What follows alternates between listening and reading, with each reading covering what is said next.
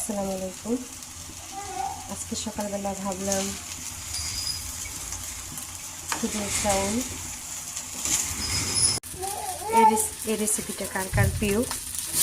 খুদের চাউলের ভাত।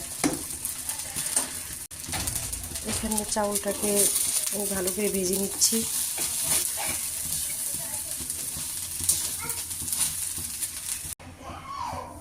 এখানে চালটা ভেজে নেওয়ার পর চাউলটাকে পানি দিয়ে দিয়েছি। এবার পরে যেটা করতে হবে এখানে আমরা চাপা শুটকি নিয়েছি।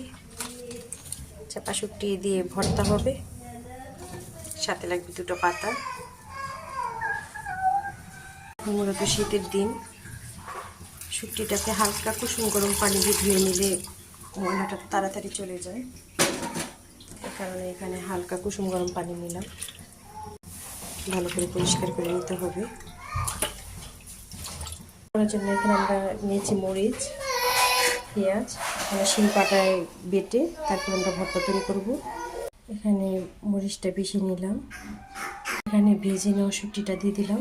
এবার সাথে দিয়ে দেবো লবণ। এবার আমরা সাথে পেঁয়াজগুলো দিয়ে দিলাম।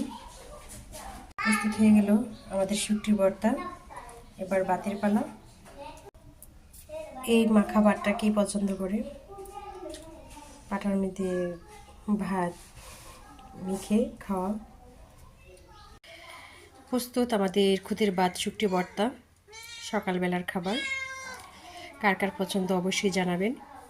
এখানে বিদায়। আল্লাহ হাফেজ।